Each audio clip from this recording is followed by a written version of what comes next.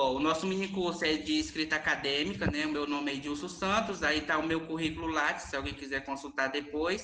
Esse é o meu e-mail para contato, se alguém também precisar de alguma ajuda em relação ao que eu vou passar, vocês podem contar comigo. Vocês estão me ouvindo?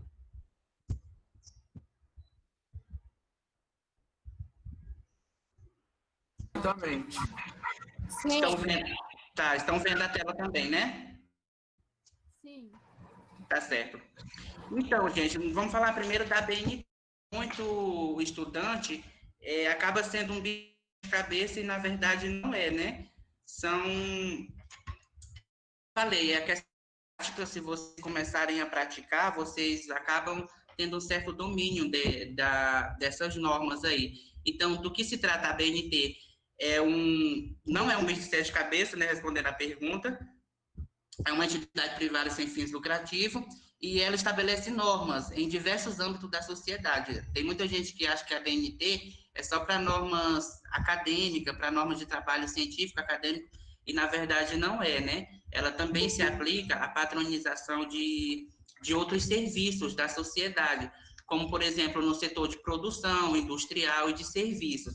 Se vocês quiserem se aprofundar mais sobre a ABNT, sobre os objetivos da ABNT, eu deixei esse link aí para vocês estarem consultando, é exatamente o site da ABNT, né? Lá vocês encontram os objetivos dela, para que ela serve, o que ela vai normatizar, né, assim, de modo geral, né?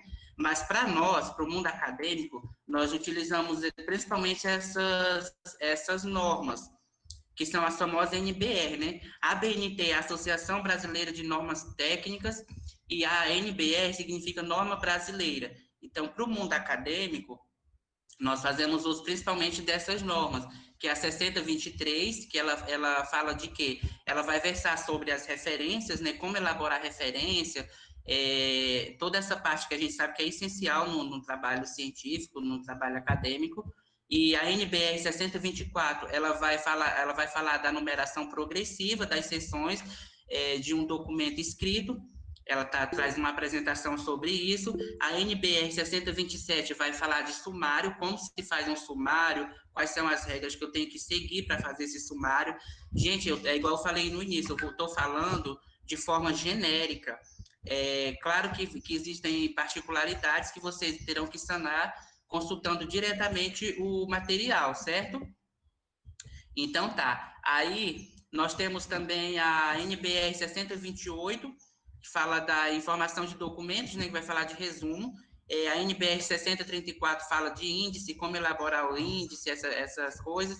E a NBR 10520 vai falar de citação em documentos. Uma das normas mais importantes, né? Não que as outras não sejam tão importantes, é uma das normas que a gente tem mais contato, digamos assim, quando nós estamos produzindo. A NBR 12225, ela vai falar de lombada. A lombada, ela é aquela parte do livro, não sei se alguém tem dúvida quanto a isso, mas é aquela partezinha do livro onde fica geralmente a parte costurada ou colada, né? É aquela partezinha estreita do livro. Se tivesse como ilustrar para vocês, seria melhor. Então, gente, eu queria muito pedir para vocês, para que vocês dessem uma lida. Pode ler com calma, tá? Esse trecho que eu trouxe de uma publicação. O nosso minicurso todo vai ser versado sobre esse trecho. Então, vocês podem ler com calma, observem tudo que vocês puderem observar e depois a gente vai discutir sobre isso, tá? Tudo que eu apresentar, 90% do que eu apresentar a partir de agora vai ser sobre esse trecho aqui, que faz parte de um artigo que eu peguei para ilustrar para vocês. Podem ler com calma, eu vou dar um tempinho para vocês lerem.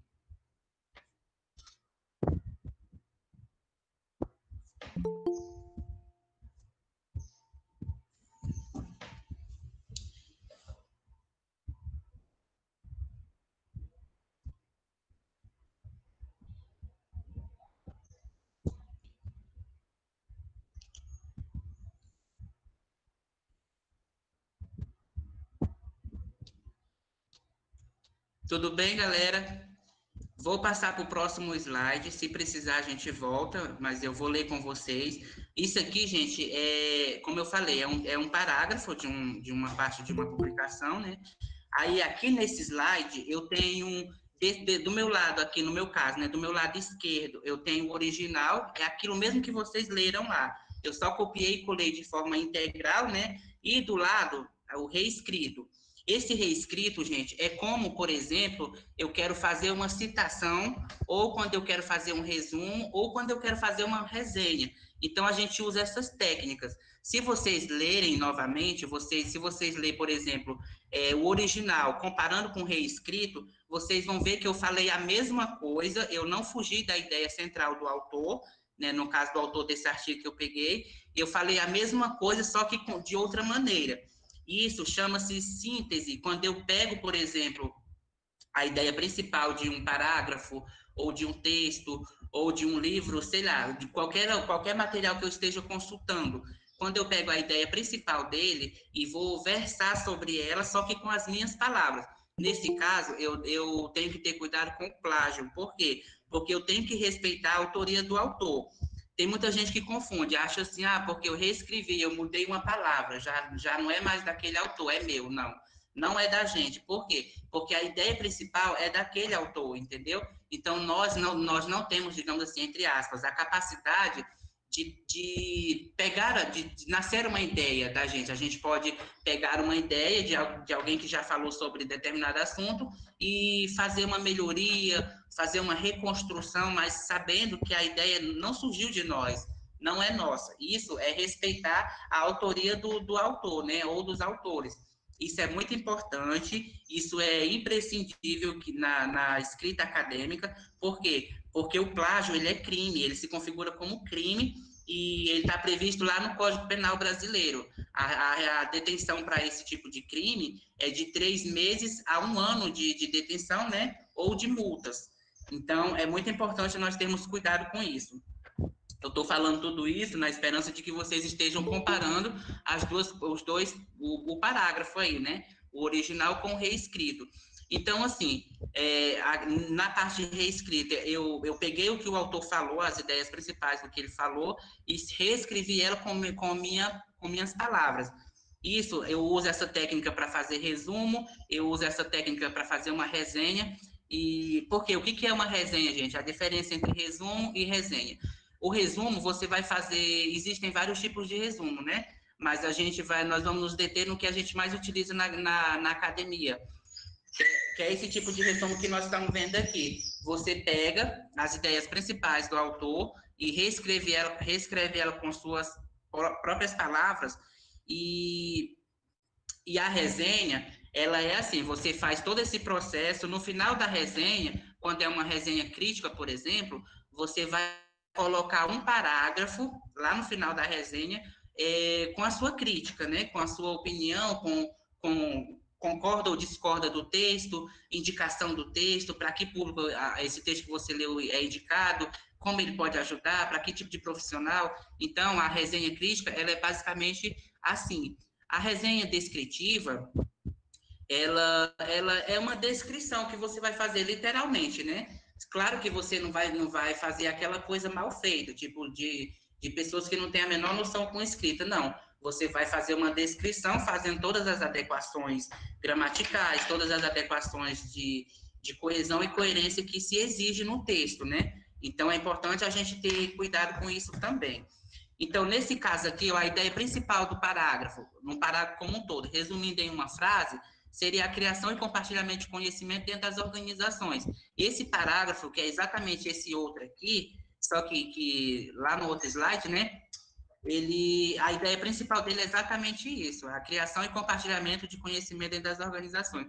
Viram que eu tive 3 maneiras de falar a mesma coisa? 3 maneiras não, né? Tem a maneira que o autor utilizou, que é a forma original da produção, tem a forma que eu reescrevi e tem a extração principal, que é a ideia primária do parágrafo. Porque se nós formos observar, gente, todo parágrafo, por menor que ele seja, ele traz uma ideia principal. Na verdade, o parágrafo ele se constitui assim, a ideia principal com as ideias secundárias, né? Então, isso se estende para um parágrafo, para um artigo, para uma resenha, para um resumo. Todas as obras que nós vamos ler, ela traz uma ideia principal. Então, nós temos que desenvolver em nós essa habilidade de sintetizar a coisa. Como é sintetizar a coisa? É exatamente extraindo a ideia principal do que eu estou consultando, né?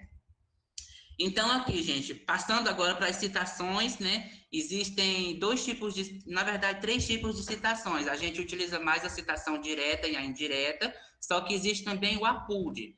O APUD, ele não é muito recomendado pela academia, né? Pela comunidade acadêmica. Por quê? Porque falar o que o outro já falou, sem muito acréscimo, aquela coisa, parece que assim, dá a impressão que não instiga muito a pessoa que está produzindo a inovar, a buscar novas ideias, né? Ou sugerir novas ideias. Então, existe essa possibilidade, não é proibido, mas não é muito indicado, né? A comunidade acadêmica, geralmente, eles não gostam muito que a gente utilize a PUD, mas não é proibido, galera. A BNT, inclusive, tem normas para isso aí. Aí, a citação direta, ela tem normas e regras específicas, né? Por quê? Porque, assim, a citação direta, se ela for até 3 linhas, ela vai estar contida no corpo do meu texto. Então, digamos assim, eu estou produzindo um parágrafo, em determinado momento dessa minha produção, eu achei interessante o que um autor que eu estou consultando falou sobre o mesmo tema, né? Então, eu achei aquela frase, aquele trecho interessante. Eu posso usar literalmente o que o autor usou? Pode. É claro que eu tenho que indicar toda a questão autoral lá, né, do trecho, e se esse trecho ele for até 3 linhas, ele pode vir no meu parágrafo normalmente, sem precisar eu estar recuando, que é uma das regras, né? A única coisa que eu tenho que fazer nesse caso é destacar, colocar entre aspas o que eu peguei de outro autor ou de outros autores. Eu coloco entre aspas duplas, né? E também coloco a autoria seguido do ano e da página. Isso aí eu tenho que colocar essas informações, porque eventualmente se alguém quiser consultar, se alguém está lendo seu trabalho e quiser consultar a veracidade dessa informação ou saber a fonte que você utilizou, pode pegar essa referênciazinha que você colocou lá na citação, né? E procurar a obra original para constatar. Então, eu preciso seguir essa regra. É uma norma, é uma regra da BNT, eu preciso fazer isso sim. Então, assim, ó, citação direta, regras básicas. Trata de uma transcrição literal de um texto, um trecho de uma obra ou produção, até 3 linhas, vai no corpo do texto destacado por aspas e indicação de autor, ano e página, desse mesmo jeito, gente, nessa mesma ordem, tá bom? Lembrando que o ano e a página, ele vai estar sempre entre parênteses, certo? Se eu citar o autor, por exemplo, no início da citação, eu coloco o autor, escrito o último sobrenome do autor, né, ou dos autores, pode ser também mais de um autor, até 3 autores nós vamos chegar nisso aí, tem uma questão do edital. Então, eu coloco o último sobrenome do autor, o ano e a página, eu tenho que colocar entre parênteses, entendeu? Ano, por exemplo, fulano de tal, vírgula, 2000, entre parênteses, não tem vírgula, fulano de tal, entre parênteses, 2020, vírgula, P de página, né? Não precisa ter a palavra página, só a letra P e minúscula, não precisa estar maiúscula. Minúscula, P ponto, e o número da página que eu tirei aquilo ali. Ah, mas ficou uma parte numa página e outra parte em outra. Como é que eu faço? Eu coloco as duas numerações das duas páginas separado por um tracinho, certo? Mais de 3 linhas recuada 4 centímetros da margem esquerda. Nesse caso, é uma regra, é uma norma. Eu preciso destacar dessa maneira. Eu recuo 4 centímetros. Se vocês tiverem dificuldade de recuar, tem gente que vai lá usando um recurso do Word, lá tem uma opçãozinha de recuar só clicando em cima. Eu acho muito arriscado, é melhor você ir lá em layout da página, que você consegue também colocar isso manualmente. Então, nesse tipo de citação, com mais de 3 linhas e recuada à esquerda, 4 centímetros da margem esquerda, não precisa estar entre aspas, isso, nesse caso, essa questão das aspas não precisa, não é uma exigência, e o restante segue igual. Eu coloco, no caso, eu terminei a citação, eu vou mostrar exemplo para vocês. Terminei a citação, eu coloco entre parênteses o nome do último sobrenome do autor ou dos autores, vírgula, o ano, vírgula, P, ponto, e o número da página, ou os números das páginas, né? E se for mais de um autor, gente, ele é separado, a autoria é separada por ponto e vírgula, tá bom?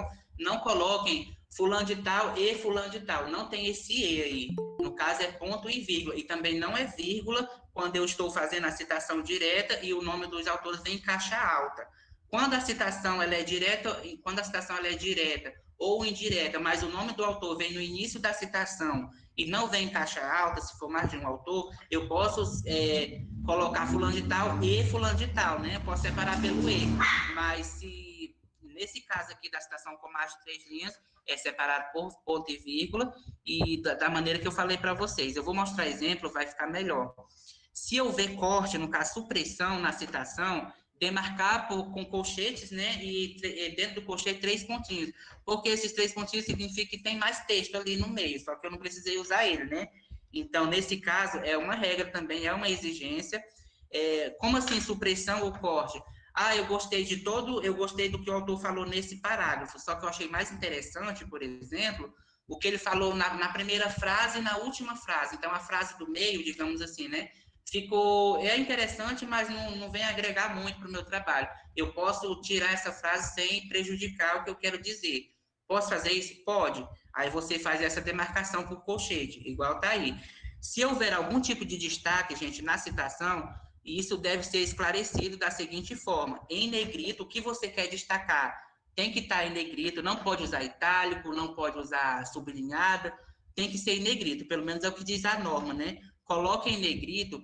Se for alguma coisa destacada pelo próprio autor da obra, vai assim, lá nas referências, depois que você fizer toda aquela indicação de autoria, no finalzinho, depois do número da página, você coloca uma vírgula e coloca a expressão grifo nosso. Se for você que fez essa alteração, vai grifo nosso. Se for o autor que fez na própria citação do autor, no próprio parágrafo dele, sei lá, tem uma parte que está em negrito, você tem que esclarecer que isso não foi você quem alterou, foi o próprio autor do texto. Então, eu estou escrevendo aqui, eu achei um parágrafo, mas eu achei um erro berrante de língua portuguesa. Eu achei um erro de concordância, não sei de quê. Não interessa, você coloca do mesmo jeito que o autor colocou lá. Por quê? Porque isso você está respeitando a questão da autoria, né? Antes do ponto final, entre parênteses, autor, ano e página, que foi o que eu falei para vocês. Agora, aqui nós temos um exemplo, ó. Eu posso fazer a citação direta com mais de 3 linhas de 2 maneiras, né? Na verdade, o que vai mudar é a questão da autoria aqui. Então, essa questão aqui, a citação direta. É igual eu falei, gente, todos esses trechos que eu peguei foi daquele primeiro que eu pedi para vocês lerem, tá? Tudo que eu estou falando aqui está lá naquele trecho que eu passei para vocês naqueles primeiros slides lá. Então, ó, eu achei isso aqui interessante, eu quero usar no meu trabalho. Posso? Pode. Integralmente? Pode. E aí eu faço a questão da indicação de autoria aí, ó. É isso que vocês têm que prestar atenção, né? É isso que mais derruba a galera quando está fazendo um trabalho, é exatamente isso. Porque, às vezes, não é por maldade, mas esquece ou coloca de forma indevida ou de forma incorreta a autoria e acaba entrando num plágio sem querer, né? Então, olha só, no caso do autor, são 2 autores, como vocês estão vendo, ó, o sobrenome, o último sobrenome dos 2, né? Separado por ponto e vírgula. Depois do último nome, eu coloco vírgula e o ano da publicação. Esse ano, gente, é o ano da publicação da obra, do artigo, seja lá do material que for. Então, vocês têm que se atentar a isso. Às vezes eu estou consultando um artigo, ele foi recebido em um ano, mas ele só foi publicado no outro ano. Eu coloco o quê? O ano da publicação, não é o ano de recebimento, tá certo? Aí aqui, ó, se vocês observarem, nós temos os autores, separado por ponto e vírgula, no último sobrenome, vírgula, o ano, depois do ano, vírgula, o P, ponto, o número da página, que é a página 40, de onde eu tirei esse trecho aí.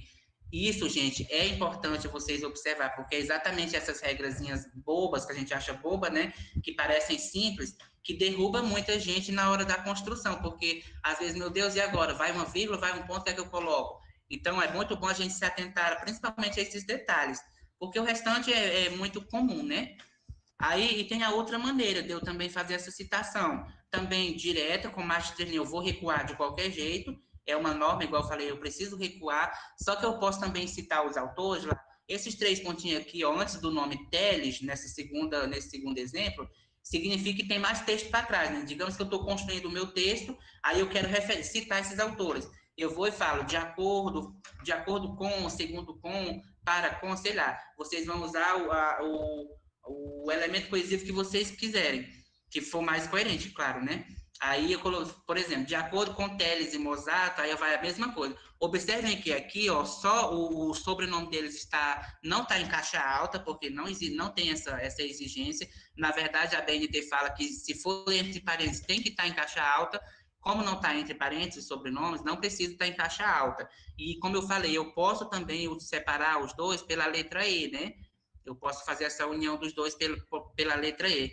Teles e Mosato, no caso. Aí sim, o ano e a página vem entre parênteses. Segue o mesmo padrão lá.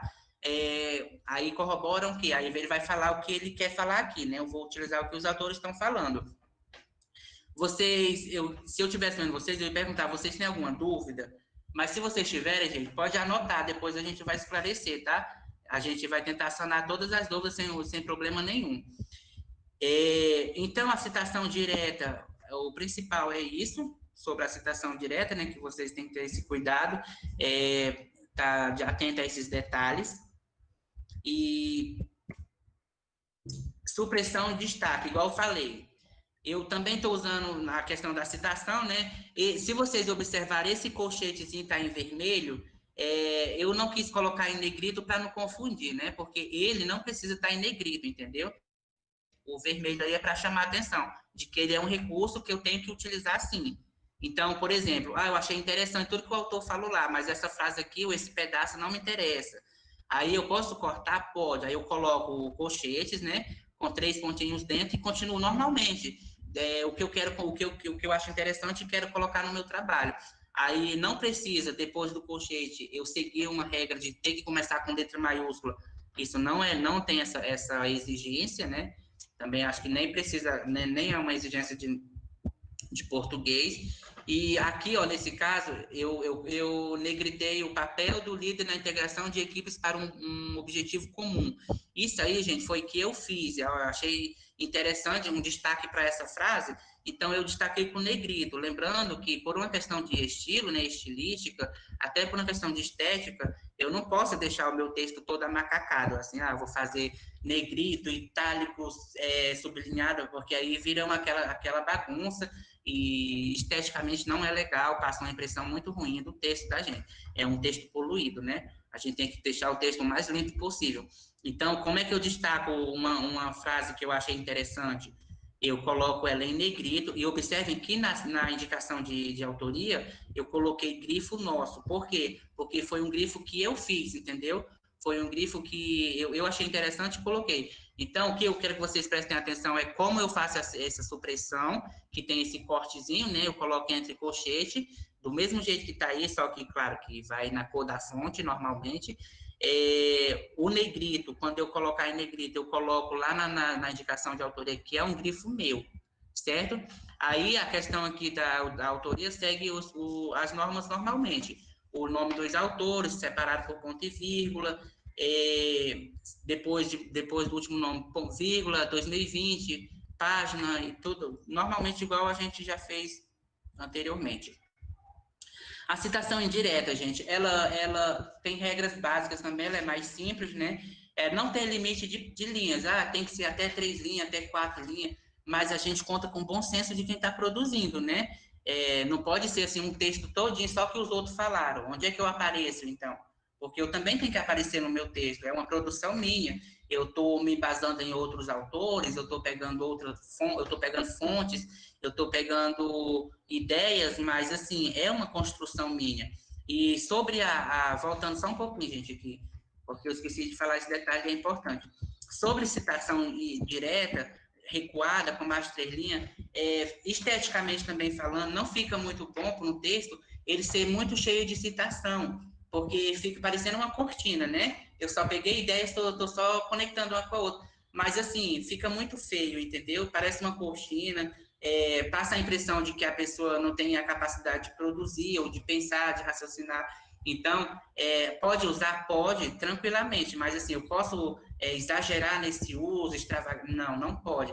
Você tem que fazer uma coisa moderada. Lembrando que quando a gente está produzindo, a gente está tendo um perfil ou uma postura de cientista, né? Eu não posso deixar me envolver pela minha preguiça, por eu achar que não sei, pelos limites que eu mesmo me imponho. Então, a gente tem que assumir uma postura mais impessoal, uma postura mais objetiva, trabalhar realmente com fatos, né? Porque é uma produção, que é uma produção científica, inclusive. A citação direta, então, é isso, não tem limite de linha, é uma reescrita de um texto ou de um trecho da obra. Aí, nesse caso, eu vou falar me embasando na ideia de outro autor ou de outros autores. Depois eu vou mostrar exemplo. Deve imperativamente respeitar e evidenciar as autorias, do contrário se configura como plágio. Aí, o que eu falei do plágio, é um crime, né? Então, porque eu modifiquei, eu usei 2, 3 palavras diferentes, procurei sinônimos, porque quando a gente está no início de produção, comigo foi assim também. Quando eu comecei a produzir, eu recorria muito a sinônimos. Por quê? Porque eu queria falar a mesma coisa que o autor falou, mas usando outras palavras. E eu recorria muito a sinônimos. É comum? É comum. Pode, não é crime, né? Então, assim, só que a gente tem que saber dar a César o que é de César. A ideia principal, a ideia básica não foi minha, então eu tenho que respeitar isso. Um exemplo aqui, ó. Eu posso fazer dessa maneira, tudo isso aqui, gente, eu volto a falar, é aquele primeiro slide que eu pedi para vocês lerem com atenção. Aí eu falo, para Teles e Mosato, olha, observe como eu vou colocar os autores na minha produção. Eu posso fazer dessa maneira, desse primeiro exemplo que vocês estão vendo, né? E nesse caso aqui, gente, quando eu faço a citação indireta, eu não preciso me preocupar com a página, eu não preciso colocar a página, entendeu? Igual na estação direta lá. Aqui na indireta eu não tenho essa preocupação, eu só tenho que respeitar a autoria e o ano de publicação dessa obra. Então, coloco os autores, reescrevo o que o autor disse, eu não vou falar, pegar exatamente o que ele falou e colocar lá dizendo que é uma citação indireta com 5, 6 linhas, porque não é, aí já não é mais uma citação indireta, é uma citação direta e tem que seguir aquelas regras. Nesse caso da citação indireta, eu vou falar o que o autor falou, mas com as minhas palavras. Aí volta a regra, volta essa bendita regra aqui, ó. Eu pego a ideia principal do parágrafo e desenvolvo ela, né? Aí, é claro que é igual eu falei, a ideia principal não é minha, é do autor, mas eu pego essa ideia principal e desenvolvo ela. Então, na citação indireta, eu tenho que, por esse caminho que eu vou. E aqui do mesmo jeito, é a mesma coisa, gente, tá? Eu não mudei nada, só coloquei os autores lá no final da citação. Observem, tudo que vai entre parênteses é em caixa alta, separado por ponto e vírgula. Nesse caso, como é uma citação indireta, eu não preciso colocar o número da página, mas eu preciso colocar o ano, antes, depois da vírgula, né? E o ponto final vai depois do parêntese. Isso é uma regra de português, né? Final de parágrafo sempre vai ter um parêntese, porque, querendo ou não, isso se configura como um final de um parágrafo, de uma frase, seja lá onde eu coloco isso aí dentro do meu texto, né? Então, no final, vai um ponto. Certo?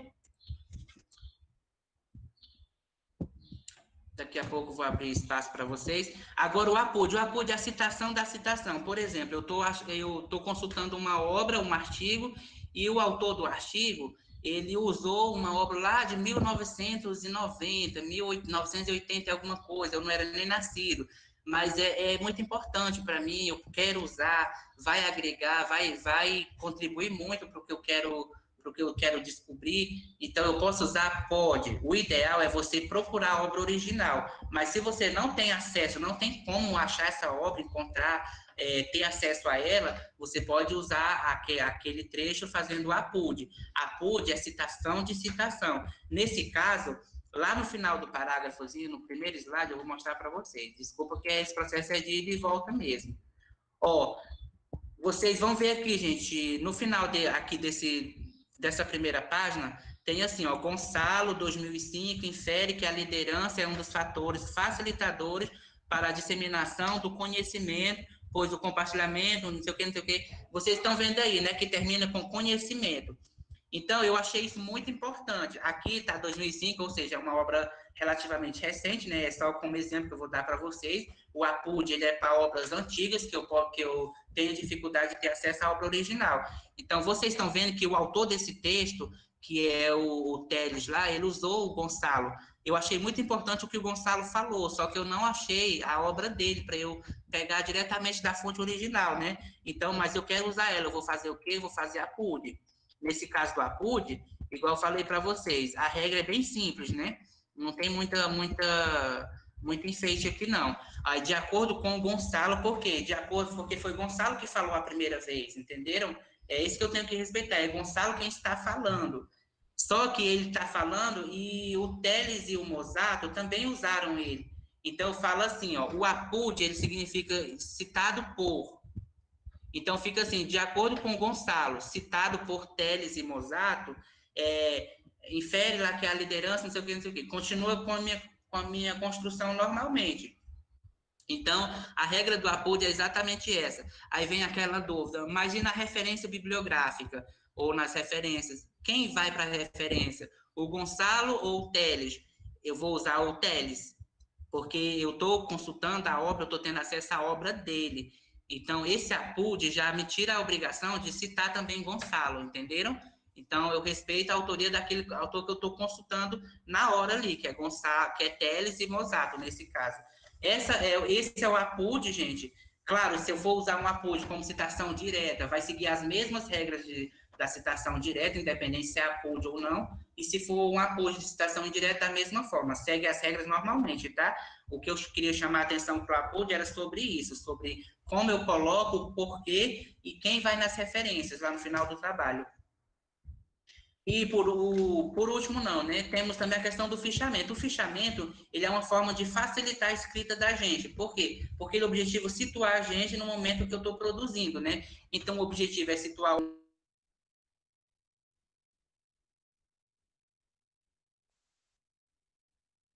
citação, textual, resumo e o bibliográfico.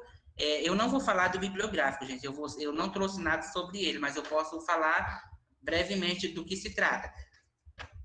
O fechamento de citação é o trecho literal do texto. É como a famosa citação direta.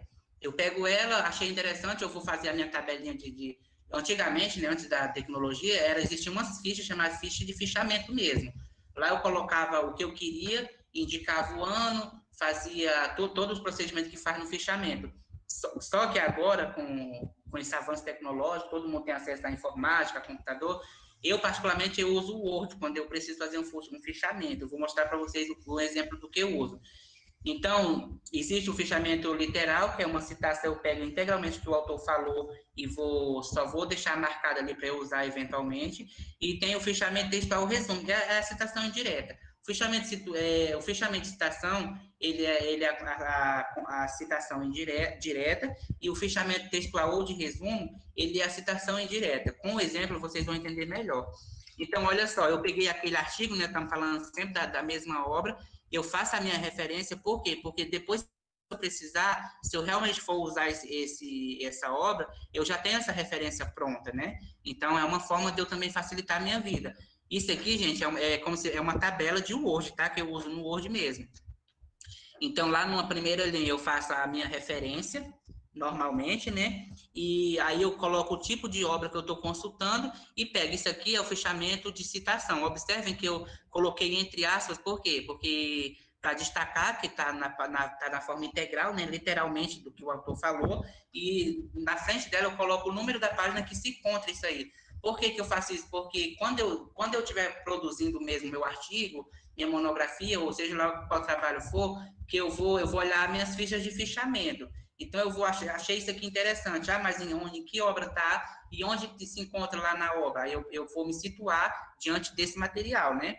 E o fichamento textual de resumo segue os mesmos padrões, né? Geralmente, no início, a gente faz a referência. Normalmente, eu identifico o tipo de obra e pego o que o autor falou e reescrevo com as minhas palavras e também indico o número da página que se encontra isso aí lá dentro da obra. Então, é muito básico. Isso é bem básico mesmo, inclusive tem pessoas que nem usam muito por conta disso, né? Referência, gente, o bicho de sete cabeças da BNT, que para muitos é bem complicado, mas não é. Eu fiz aí, eu não sei se isso é bizu ou é mnemônico que fala, mas se vocês lerem o que está em vermelho, até LED, é isso aí que vocês vão ter que seguir, entendeu? Para fazer uma referência. Autor, título, edição, local, editor e data, de acordo com a BNT. Eu peguei esse exemplo aí da BNT. Olha só, esse Luke Heloísa, Heloísa é o primeiro nome, né? Então, esse Luke é o seu último nome dela. Luke, que é Luke Heloísa, é autor. Liderança em Gestão Escolar seria o título. Quarta edição, que é a edição, né? Petrópolis seria o local. A editora seria Vozes. E o ano, que é a data de publicação, sempre vai ser o ano, gente. Não precisa estar dia, mês e ano, não, tá? É ano. E aí, 2010. Viram como é fácil? Se vocês seguirem esse... Eu vou chamar de bizu, mas acho que não é bizu. Se vocês seguirem esse bizu aí, vocês podem... Você facilita muito para vocês. Vai ser sempre essa ordem, gente. Principalmente de livros, tá? Quando é um trabalho apresentado em um evento científico, ele tem algumas especificações. Quando é uma tese, uma dissertação, uma monografia, também tem umas regrinhas diferenciadas. Mas é basicamente isso aí. Autor, título, edição, local, editor e data. Eu tentei trazer um exemplo de cada um para vocês, desculpem que eu estou arrotando, mas bora ver se eu consigo passar a tempo, né? Eu vou só passar por cima mesmo. Então, olha só, até 3 autores. Indica-se os 3, né? Isso é uma regra da BNT, aí tem um exemplo, ó, Passos, Fonseca e Chaves, são 3 autores. Como vocês observam, gente, Passos é o último sobrenome, aí vai nessa ordem, entendeu? Pode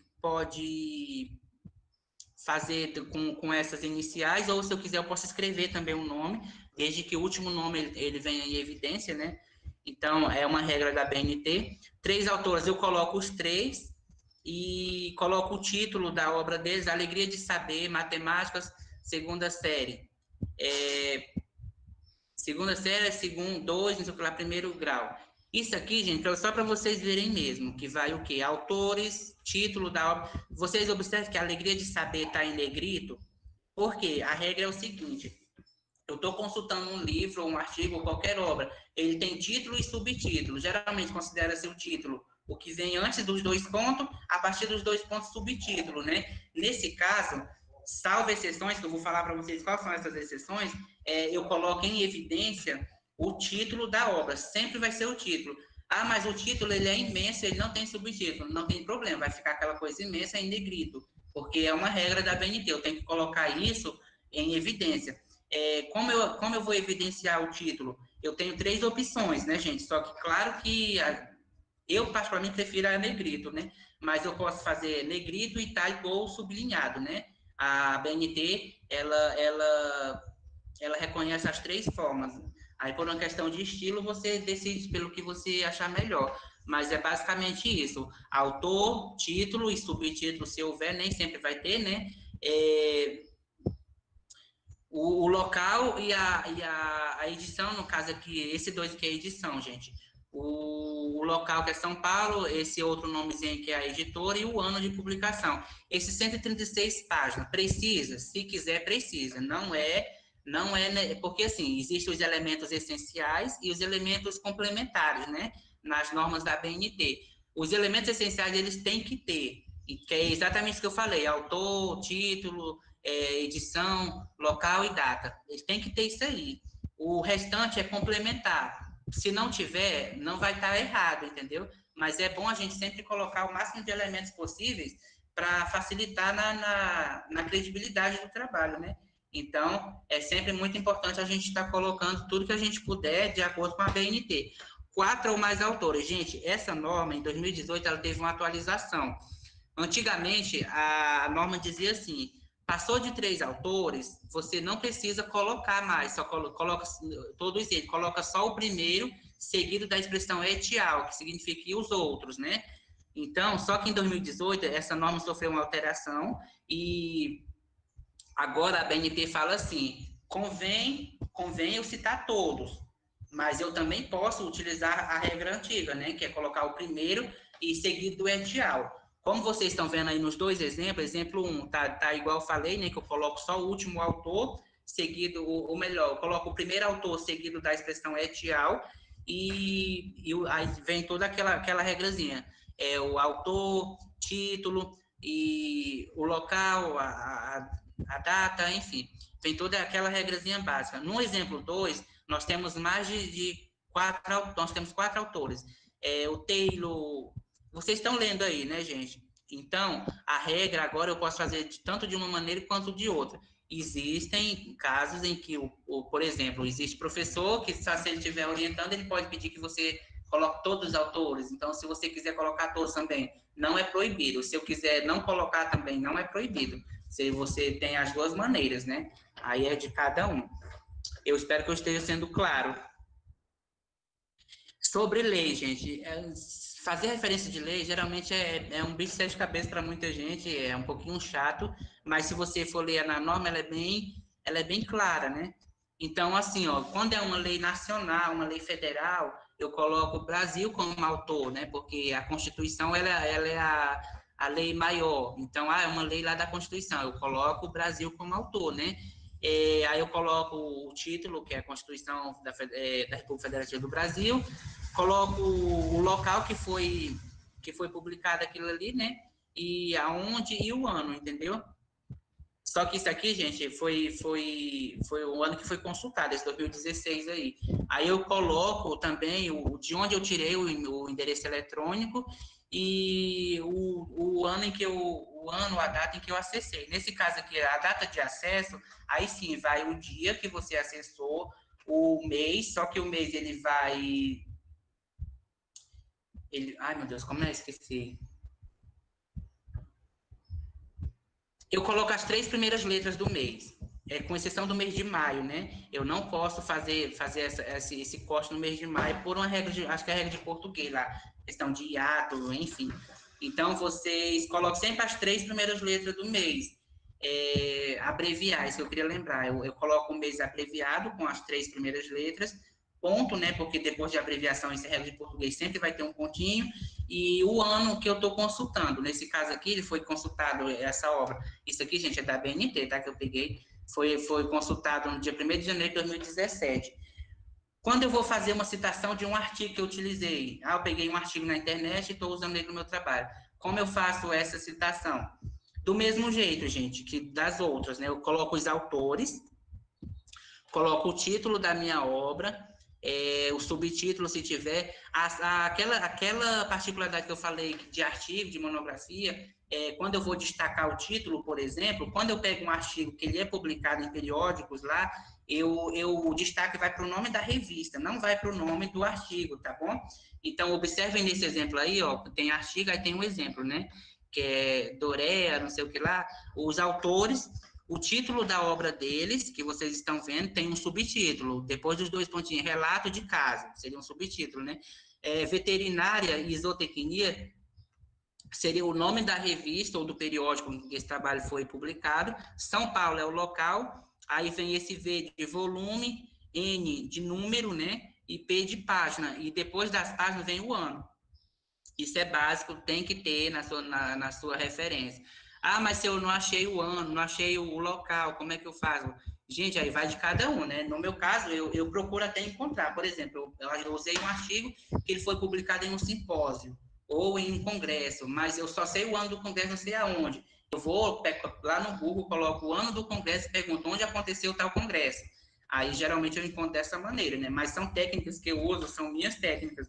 Vocês podem usar de vocês. Parte de uma obra. Por exemplo, eu estou fazendo o meu trabalho, eu estou lendo um livro, mas eu não vou usar o livro todo, vou usar um capítulo do livro, sei lá, ou 2, enfim.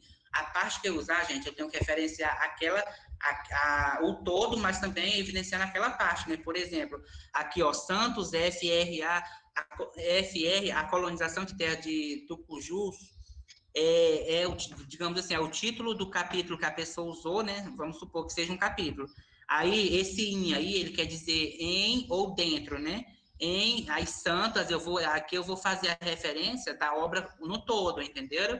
Por exemplo, a colonização da terra em Tucujus é o capítulo do livro, e a história do Amapá é a obra como um todo. Então, eu tenho que fazer essa referência desse jeito. Trabalhos acadêmicos, do mesmo jeito, segue, o padrão de referência, gente, é muito parecido. Eu só tenho que ficar atento a algumas particularidades, assim, né?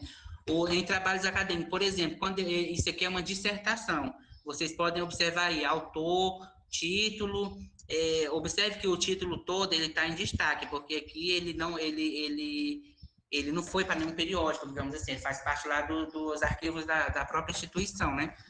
Então, ó, eu coloco autor, título, aí logo depois do título eu coloco o ano que foi a defesa desse trabalho, digamos assim, foi em 2009. Aí depois eu coloco o tipo de trabalho, o tipo de curso, nesse caso aqui é um mestrado em fisioterapia experimental, e onde foi vinculado esse mestrado, né? Onde foi vinculado esse curso. Foi na Faculdade de Medicina da Universidade de São Paulo. Aí eu coloco o local, que é São Paulo, e o ano da publicação, entendeu? Ou melhor, o ano da defesa, né? De conclusão desse trabalho aí, dessa dissertação. Isso aqui é uma dissertação. Isso aqui que eu estou falando, gente, dessa dissertação nesse primeiro aí, ele é os elementos essenciais, igual eu falei, tem elemento essencial e tem os elementos complementares. As duas formas a BNT garante, né? Aí, nesse outro exemplo, é a mesma referência, só que com elementos complementares. Vocês veem que vai aumentar aí o nome do orientador, o número de folhas que essa dissertação teve ou tem, basicamente isso que aumentou. Então, aumentou 2 elementos aí, porque são elementos complementares, né? Não é uma... Pode e não pode também. Se você quiser deixar mais completo, pode, mas se você não colocando os elementos essenciais, a BNT também reconhece. E regras para trabalhos apresentados em um congresso, em um simpósio, em um encontro, em uma reunião. É basicamente isso, gente. Do mesmo jeito, né? O nome dos autores, o título do trabalho, esse "em" vai ser sempre em, ou dentro, sei lá, aqui no caso foi um simpósio brasileiro do banco de dados. Aí, esse 9, gente, é o número do simpósio, o número do evento. Por exemplo, o Conassum agora é a 8ª edição, né? Geralmente vai assim, oitavo Conassum. Quando eu estou fazendo a referência, eu não vou colocar 8 Conassum. E esse número geralmente vem em algarismo romano, eu tenho que converter ele para números normais, né? Então, eu coloco no final do nome do evento, eu coloco em número normal mesmo. Nesse caso aqui, 9. Aí depois o pontinho e vírgula, isso é regra, tem que obedecer, né? O ano que aconteceu esse evento, aonde aconteceu e onde eu encontrei isso aqui, esse documento. Está lá nos anais do evento, né? Aí São Paulo, na USP, em 1994, ele é da página 16 da página 29. Essa é uma regrazinha, uma informaçãozinha interessante. E terminou, gente. Eu acho que é isso, né? Não podemos ensinar outra pessoa diretamente, só podemos facilitar a sua aprendizagem. Quem falou isso aí foi acho que ele é psicólogo. Eu acho que agora vai abrir para perguntas, se alguém tiver alguma dúvida.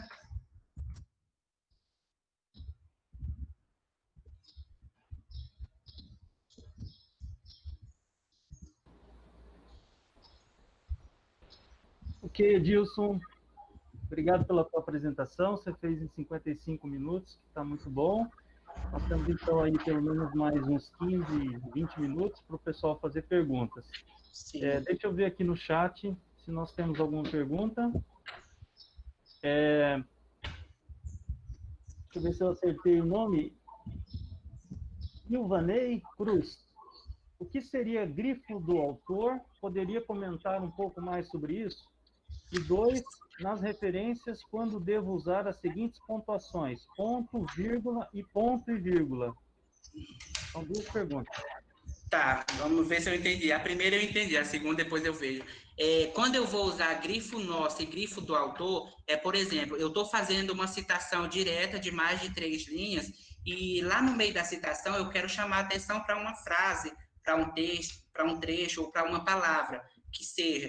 Então, eu posso chamar a atenção, poderia botar entre aspas? Não pode. Eu posso colocar sublinhado? Também não pode. A norma da BNT fala o quê? Que a gente coloque em negrito, só que lá, quando eu for indicar a autoria, eu tenho que deixar claro que essa alteraçãozinha aí em negrito não foi o autor do texto, se for o caso, eu fiz por minha conta. Não foi o autor do texto original quem fez, fui eu. Eu coloco grifo nosso. Quando eu peguei a citação, eu vou fazer a citação de um parágrafo, e dentro desse parágrafo já tem um destaque em negrito, aí eu coloco que foi o autor que fez esse destaque, que seria grifo do autor. Isso é o destacar, é eu evidenciar o que está destacado no texto, deixando isso claro na indicação de autoria. Qual é a outra pergunta, professor? Deve ser em relação a entre os autores, usar ponto, ponto e vírgula e vírgula Certo. nas referências.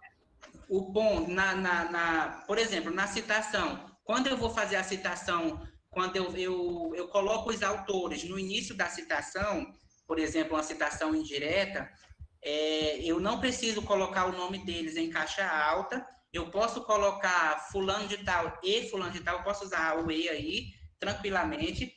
Quando eu coloco o nome dos autores no final da citação, nesse caso, eu vou colocar ponto e vírgula, eu não uso o e. Eu coloco fulano de tal, ponto e vírgula, fulano de tal, aí eu coloco, depois do último nome que eu colocar de autor, eu coloco uma vírgula, aí vem o ano, depois do ano, novamente uma vírgula, e depois disso eu coloco o P minúsculo dentro do parênteses, tudo isso dentro do parêntese, e a partir do P minúsculo, P ponto, porque toda vez que eu abreviar alguma coisa, eu tenho que colocar um ponto. P ponto e o número da página.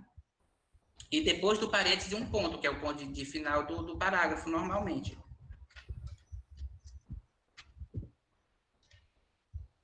Certo? Bom, tem vários comentários no chat, Edilson. Muitos elogios à sua apresentação, agradecimentos pela sua apresentação, parabenizando pela excelente apresentação. Muitas pessoas te elogiando e eu acho que você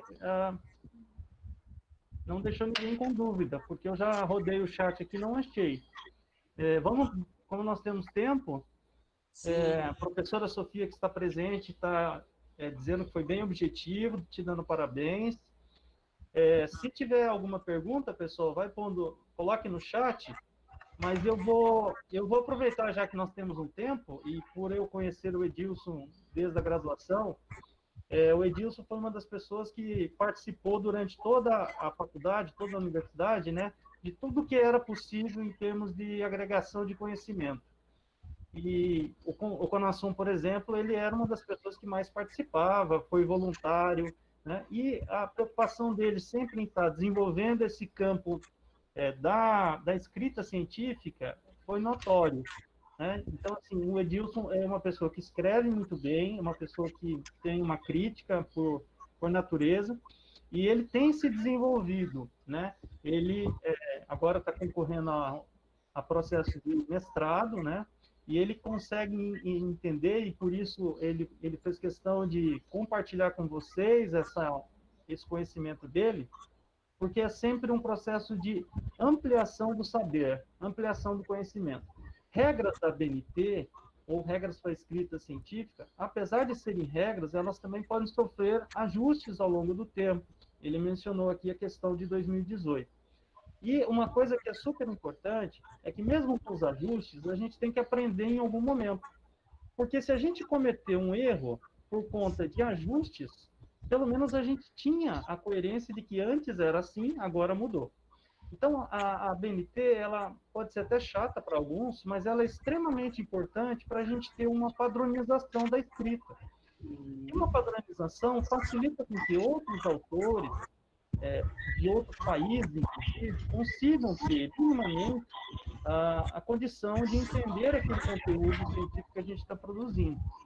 Então, assim, o trabalho científico, ele se pauta em regras, se pauta em uma estrutura de coerência metodológica, e ele se pauta também nas descobertas que são compartilhadas.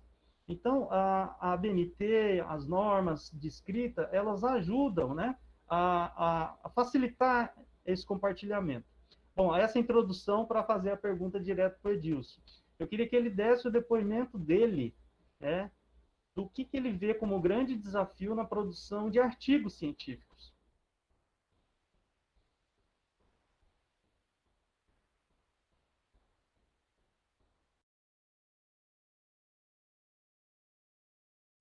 Edilson, o microfone está fechado.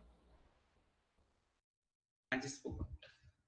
Então, professor, na minha opinião, assim, um dos maiores desafios para quem produz é saber em que fonte pode se debruçar, porque não é fácil. A gente não pode se apegar a qualquer fonte ou qualquer coisa. Temos que ter certeza da veracidade dos fatos. E é igual eu falei, nós temos que estar nos policiando o tempo todo para assumir uma postura mais científica, uma postura mais impessoal, porque eu não posso me deixar levar ou deixar imprimir no meu texto impressões minhas, o meu achismo. Eu tenho que deixar isso de lado, eu tenho que realmente estar me policiando. Essa é uma exigência até naturalmente de quem produz, de quem está nesse campo aí. E realmente o desafio de escrever em si ele é muito grande para quem não tem prática, principalmente para quem não tem muita prática de leitura, porque a produção científica ela exige muita leitura da gente, exige um certo domínio. Então eu não posso falar, por exemplo, se o professor André pedir para eu falar da minha vida, eu não vou saber falar da vida dele, quanto se alguém falar, fala da tua vida, quanto eu saberia falar da minha. Por quê? Porque da minha eu tenho conhecimento do que eu sou, dos meus limites. O que eu quero dizer com isso? Nós temos que ter domínio daquilo que nós vamos falar. Então, um dos maiores desafios, principalmente para o mundo de hoje, para essa geração, é exatamente essa questão da leitura, porque a galera está muito acomodada, então vai muito buscar o pronto, não tem aquele trabalho de produzir.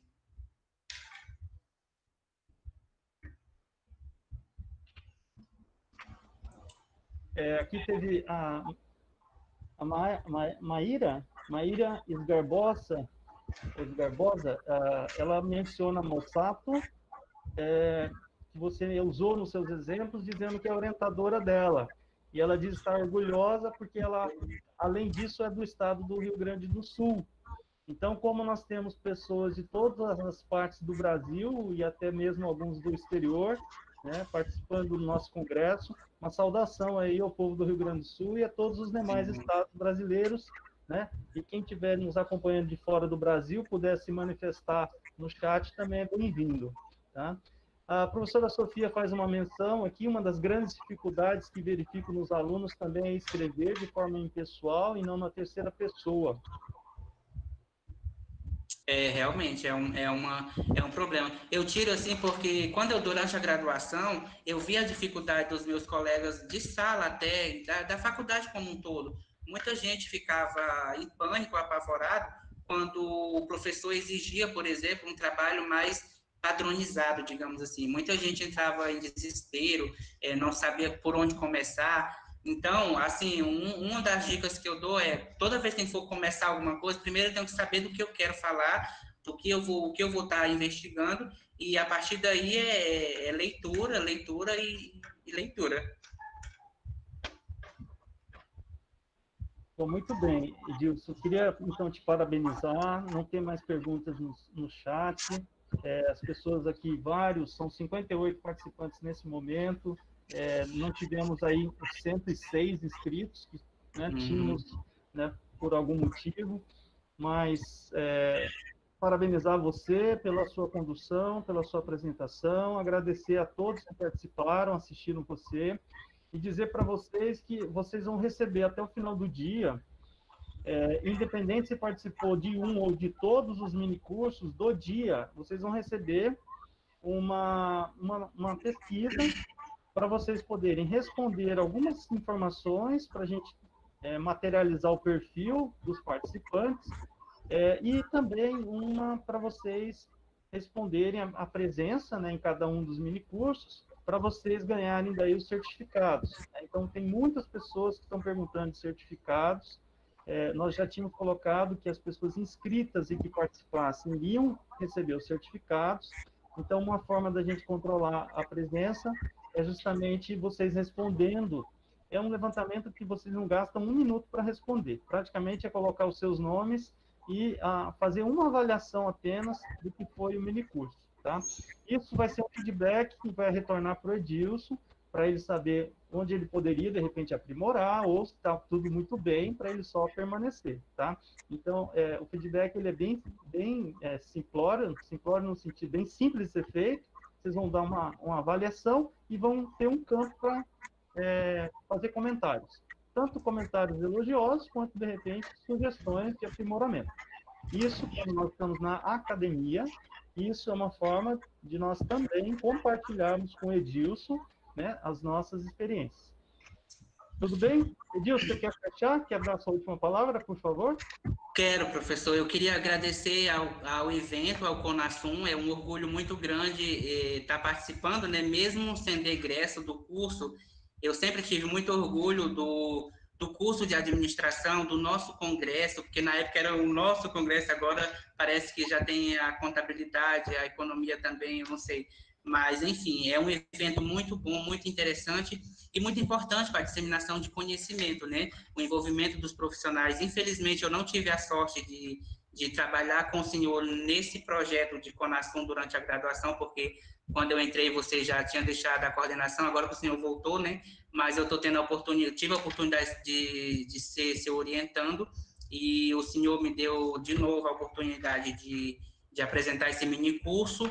Ano passado eu também já tinha dado um mini curso parecido com esse com uma colega minha, que é a Dalila, muita gente conhece ela, e agradeço muito ao evento, parabenizo todo mundo, os professores, principalmente você, professor André, que é uma pessoa muito empenhada, que sempre traz inovações para o curso.